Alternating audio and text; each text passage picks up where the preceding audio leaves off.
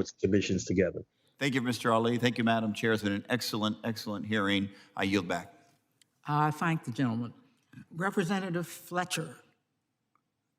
Representative Fletcher. Yes, thank you, Chairwoman. And thank you, and also Ranking Member Graves and Chairman DeFazio for holding the hearing today. Thank you so much to the witnesses for taking the time to testify. Your stories have been very powerful.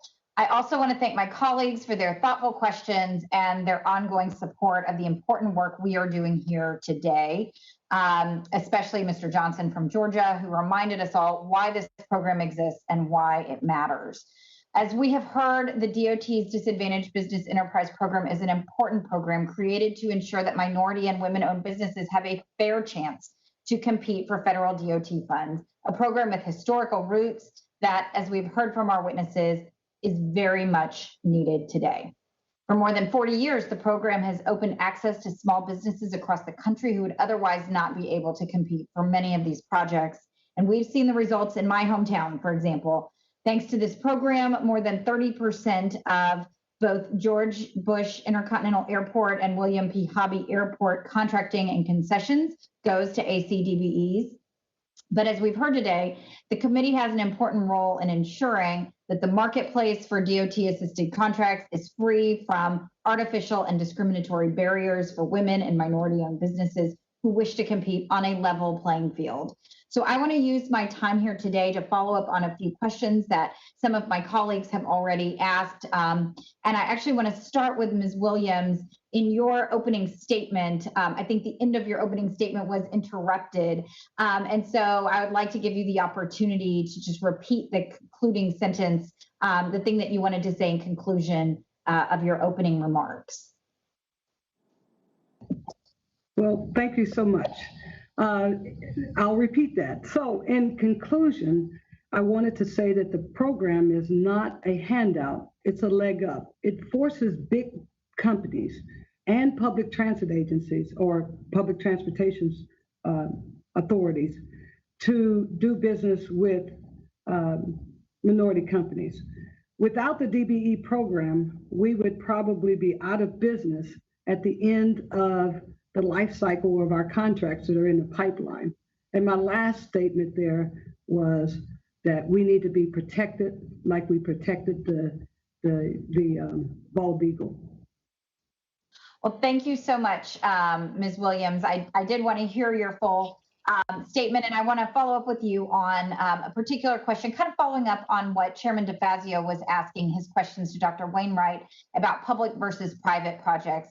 Can you share with us kind of the percentage of your work or your revenues that comes from public versus private projects, and talk about kind of the effect of the DBE program, public versus private, and how that might help, particularly in the bidding process in Dallas, but also more generally?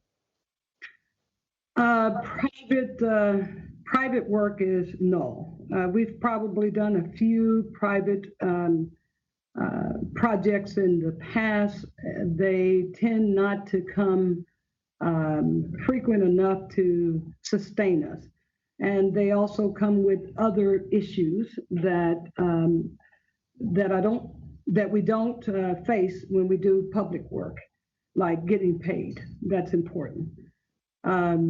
As far as the contracts that we do have in the public sector, those have been our lifeline. I think that without those projects, we wouldn't be in business. We just simply wouldn't, because we depend on the DBE program. Would I like to graduate? I would, but as others have mentioned, it's frightening because I know what happens when you pull the covers back. I think sustainability is really important, and sustainability happens when there's continuity between projects, when you're able to retain staff between projects, when the team you've worked with is continuing on to another project together. And so there is a lack of continuity. And what happens is you're forced to lose your resources because you can't send them on the bench. And so this cycle just starts over and over and over again. Thank you. Thank you very much, Ms. Williams. And I want to use the remaining time that I have, which isn't a lot, to direct a question to Dr. Wainwright. In your testimony, you stated that statistically significant disparities facing minority-owned and women-owned businesses persist to this day, according to your research. And looking at the disparities, what gaps do you feel your research reveals where the DBE program could be used to further reduce the existing and currently present disparities? I want to make sure I understand your question, Representative. What more could the DBE program be doing? Yeah, I mean, do you see gaps? Does your research reveal gaps where the DBE program could be used to further reduce the continuing and existing disparities? And very quickly, I think I've gone over my time here, so. Yeah, it's kind of a policy question, a little bit out of my wheelhouse. I guess I would say quickly, seeing these programs, there's still a lot of cities and counties and states around the country that don't run comparable programs. And it would be nice if and as well as I might say also within the federal government outside USDOT. So it would be good to see a more consistent and widespread effort to promote contracting diversity in the public sector. And of course, to see that spill over into the private sector. I thank the Thank gentleman. you very much, Dr. Wainwright. And Madam Chairwoman, I yield back.